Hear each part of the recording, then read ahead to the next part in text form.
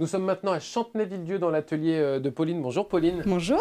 Vous êtes créatrice de bijoux en verre. Alors je regardais vos étiquettes, bijoux en verre, filés au chalumeau dans votre atelier. Vous nous expliquez un petit peu, ça veut dire quoi filer au chalumeau en fait? Ça veut dire qu'en fait je fais mes perles au chalumeau, tout simplement. Je viens les faire fondre au chalumeau et les rouler sur mon mandrin en fait. D'accord. Ouais, voilà. C'est ce qu'on voit derrière, hein, parce que ici on est dans votre atelier, boutique de vente mais qui est ouvert une fois par semaine. Oui, j'ouvre au public une fois par semaine, plus quand je travaille directement à mon chalumeau, j'ouvre, ceux qui veulent venir peuvent venir voir. C'est une activité relativement récente. Vous nous expliquez un petit peu votre parcours ou votre histoire avant de venir ici à Chantenay? Alors moi j'ai un CAP vitrailliste que j'ai fait sur Nantes et après j'ai été en formation sur Paris j'y suis restée presque 7 ans. D'accord. Voilà, où je faisais du fusing et du vitrail. Alors c'est quoi le fusing? Le fusing c'est du verre qui est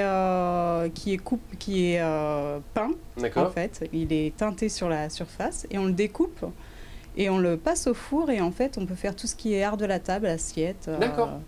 Des tableaux aussi, et j'avais fait un bar en fusing aussi. D'accord, ok. Voilà. Et donc Paris, et puis retour en Sarthe, et c'est là que vous décidez de monter, on va dire, votre propre activité de bijoux? C'est ça. Ouais. Pour quelle raison, du coup, le bijou comme ça? Alors ça m'a toujours plu, la flamme et le verre ensemble, je trouve ça super. Et du coup, c'était aussi ce qui était le plus pratique à ramener avec moi de Paris, du coup. Et donc j'ai ramené ça et je me suis lancée dans mon activité comme ça. Il y a un travail de la matière évidemment. Nous on a vu des maroquiniers, on a vu des modistes, on a vu des tourneurs sur bois. On est allé aussi chez Very Kitty à Agnières-sur-Vègre. Qu'est-ce qui vous plaît tant vous dans cette matière du verre plus que dans une autre par exemple? Alors moi ce que j'aime beaucoup dans le verre c'est pouvoir faire plein de choses différentes en fait. Et j'aime beaucoup la couleur qui est très vive. Et du coup, je vais travailler beaucoup plus l'opaque parce que je trouve que ça ressort plus que le transparent. Là, quand on regarde les différents bijoux, si je prends ce collier vert, c'est la couleur du verre que vous avez choisi à travailler. Il n'y a pas d'ajout de choses. Alors, il y a très peu de verres qui changent réellement de couleur après cuisson. Ouais. Après, on peut rajouter des choses sur le verre. On peut rajouter de la feuille d'or, de l'aventurine, mais on emprisonne entre deux verres pour donner un autre rendu, un autre effet de matière, etc. Oui, ce qui est intéressant dans ce que vous dites, c'est on l'emprisonne, c'est-à-dire qu'en fait, avec le verre, c'est assez bien, ça ne se mélange pas en fait. Hein. Non. Ouais. Pourquoi parce que ça refroidit tout de suite en fait. Oui. Ouais. Et puis l'aventurine, c'est une pierre naturelle. Hein. Donc en fait, elle va pas du tout fondre à la température où on est. Et donc, il faut vraiment l'emprisonner entre les deux verres pour qu'elle reste accrochée, en fait. Donc là, quand vous commencez, vous prenez donc vos baguettes qui sont derrière vous, vous créez. Il faut quand même le remettre au four derrière, malgré la chaleur déjà du chalumeau, on le remet au four. On remet au four pour éviter toutes les tensions, pour enlever toutes les tensions qu'il y a dans le verre, parce que c'est une perle, en fait. Une perle simple peut être faite en 10 minutes. Et après, on a les perles qui sont beaucoup plus travaillées, où on va rester 1 heure sur la même perle. Et quand on reste 1 heure sur la même perle, on sort de la flamme et on re-rentre dans la flamme. Et donc, on met de la tension dans le verre. Donc, on est obligé de les repasser au four pour enlever toute cette tension, pour éviter que la perle, elle casse. Il y a un côté un peu chimique, enfin pas chimique, chimiste plutôt que chimique, chimiste dans le verre. Oui, exactement. Vous apprenez, enfin j'imagine que depuis que vous avez commencé, vous connaissez de mieux en mieux quel type de verre, comment ça se travaille, ça s'apprend sur le tas, ça. C'est ça. Non, puis ça s'apprend aussi beaucoup tout seul parce qu'il y a très peu de formation pour ce métier-là, en fait. Et donc, du coup, on apprend vraiment par ses erreurs, quelque part, en essayant à chaque fois un nouveau truc, on arrive sur quelque chose de différent. Le verre, il vient d'où? C'est Murano. Alors moi, j'ai appris ça Murano, mais vous en avez aussi, du coup? J'ai Murano, j'ai du verre de Murano et j'ai aussi beaucoup de verre allemand. D'accord. Voilà. La différence entre les deux, c'est quoi? C'est essentiellement la dureté, la couleur? La couleur va varier beaucoup. En fait, le verre allemand, il va être beaucoup moins vif, ça va être des couleurs beaucoup plus terreuses. D'accord. Et le verre de Murano, il va être beaucoup plus brillant et beaucoup plus vif, en fait, en couleur. Vous êtes dans un univers assez coloré, vous, Pauline. Les créations, vous les exposez ici. Il y a évidemment des salons. Sinon, quels sont vos clients? Parce que quand je suis arrivé, ils m'avaient dit, là, je suis en train de préparer mes commandes. Alors, je suis en train de préparer des commandes pour un homme. D'accord. Voilà, ce qui est assez rare, parce que j'en ai pas beaucoup de clients hommes. Alors, qu'est-ce qu'il prend? Il prend quoi? Collier? Bracelet. Bracelet. Ouais, beaucoup de bracelets. Plus des bracelets. Après, ma clientèle à moi, elle est beaucoup plus fantaisie. C'est vraiment des personnes qui ont envie de changer de bijoux comme ils changent de vêtements. En fait. D'accord. Voilà. C'est vraiment à ces personnes-là que je m'adresse. C'est des personnes que j'ai envie qui reviennent, en fait. Voilà. Et vous les conseillez un peu comme de la mode? Enfin, j'ai envie de dire, ils vous disent, tiens, je voudrais du jaune, là, qu'est-ce que vous pouvez me proposer? Ou je voudrais du bleu? Ou comment ça fonctionne quand... Alors, oui, je les conseille. Il n'y a pas de catalogue, j'imagine? Non. Je les conseille. Et soit ils viennent et ils ont un coup de cœur pour quelque chose, soit ils viennent avec leurs vêtements aussi. Beaucoup, quand il y a des fêtes ou des mariages, ils viennent avec leurs vêtements. Et du coup, on essaie de trouver un bijou qui va leur convenir. Clientèle sartoise? Sartoise, Le Mans. J'ai sur Le Mans, oui. J'ai Paris. Ouais, j'en ai un peu partout quand même. Ouais, ça commence à se développer. Bah, tant mieux, hein, c'est bien. Comment vous faites d'ailleurs? Vous communiquez via les réseaux sociaux, beaucoup de bouche à oreille? Alors moi, j'étais pas très réseaux sociaux jusqu'ici. En fait, avec le confinement, j'ai dû m'adapter. Et ça a été le point positif de ce confinement-là, c'est que du coup, ça m'a fait développer une nouvelle clientèle que j'avais pas jusqu'ici. Donc voilà, je m'y suis mise. Vous avez réussi à garder une sorte d'énergie créative malgré le confinement, parce qu'on a discuté avec pas mal d'artisans d'art qui ont dit oh là, pendant un mois on a eu du mal et puis finalement on s'y est remis parce que voilà. Mais vous, comment vous l'avez vécu cette période-là?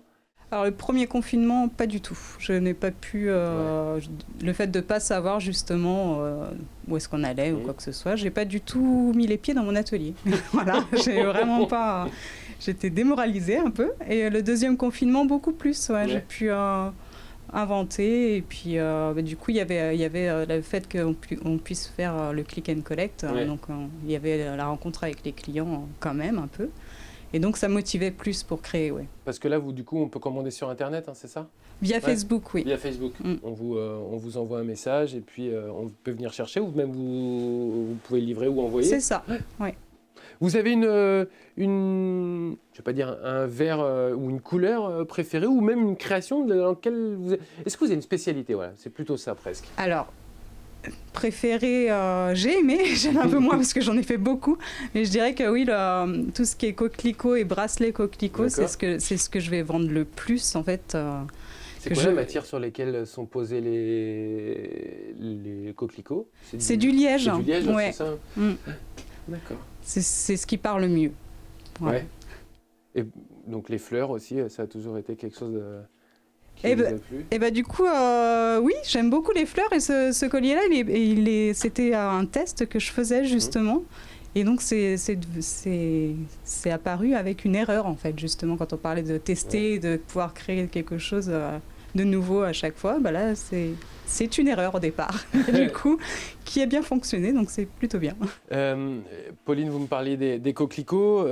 Ça se travaille bien finalement le verre, parce que quand je regarde d'autres créations qui sont plutôt rondes, alors c'est dans mon imaginaire à moi et peut-être l'imaginaire des gens, mais on a l'impression que quand vous travaillez une forme ronde, c'est presque plus logique. Or, les coquelicots, ils sont plutôt plats. Comment ça se travaille et comment ça fonctionne finalement pour faire ces formes-là? Bah en fait, quand on chauffe le verre, il y a un moment où il devient tout rouge, il est extrêmement mou, et si on arrête de le cuire, en fait, il peut tomber. Et c'est à ce moment-là qu'on le sort de la flamme et qu'on vient l'écraser avec une pince pour donner la forme du coquelicot, par exemple, ou l'étirer pour donner quelque chose de plus long, ou voilà, quoi. C'est ce qui veut dire que finalement, même dans chaque coquelicot, là, comme il n'y a pas de moule, chaque pièce est unique, hein, en fait. Oui, c'est ça. Alors après, il y a des moules qui existent, mais j'en utilise pas du tout, en fait. Ça m'amuse pas de le faire au moule. C'est-à-dire que vous ne faites pas de série, vous n'avez pas spécialement de catalogue, donc en fait, vous en avez peut-être moins besoin aujourd'hui de travailler avec ces moules-là. C'est moins artisanal peut-être d'un coup aussi. Bah oui, c'est moins, ça fait plus industriel, je trouve, quand c'est travaillé avec un moule que si on le fait tout à la main. J'aime bien voir la différence entre chaque perle, en fait, pour vraiment montrer que c'est artisanal. Je disais tout à l'heure, ça fait un peu chimiste. Vous nous donnez des idées de température quand vous chauffez et la température du four, comment ça marche? Alors, on est à plus de 1200 degrés en début de flamme, et en fin de flamme, on va être vers les 400-500 degrés, en fait. D'accord. Ce qui permet de jouer avec la flamme, justement, Ok. sa perle. Jaune, bleu. C'est ça. Donc le bleu, c'est... Le bleu, c'est le plus... Alors, le bleu plus loin, c'est le plus froid, D'accord. et le jaune plus proche, c'est tout ce qui est Ok. plus chaud. Et dans le four? Dans le four, on est à 530 degrés, en fait, pendant tout... ça repose pendant tout le temps où je travaille. Je laisse à 530 degrés à peu près. Et après, ça redescend lentement. Et donc ça veut dire que vous, par exemple, sur une pièce comme celle-ci, vous la mettez dans le four, vous la reprenez pour ensuite mettre dessus? Non, c'est une fois qu'elle est créée entièrement que vous la mettez dans le four?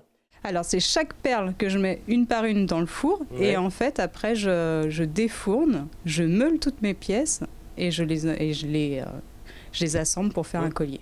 On a l'impression que c'est un peu poli et tout, mais c'est quoi? C'est le verre en fait qui fait ça tout seul? Oui, c'est le verre qui fait ça, oui. Oui, oui.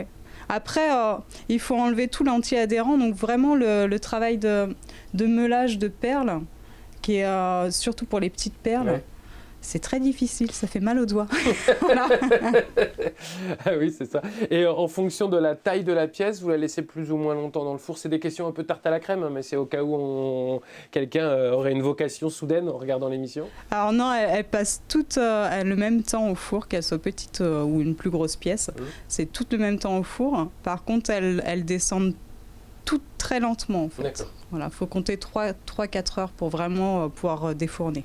C'est un investissement important, le four, pour travailler, enfin pour commencer à travailler, on va dire. Non, c'est Non. pas ce qu'il y a de plus onéreux, mais c'est plus le verre après qui va Ouais. coûter des sous, forcément. Merci beaucoup Pauline de nous avoir reçus dans votre atelier. Merci. On peut donc, je rappelle, regarder vos créations et commander sur votre page Facebook. Oui, c'est Pauline ça, Lemal. Pauline Lemal. Merci beaucoup.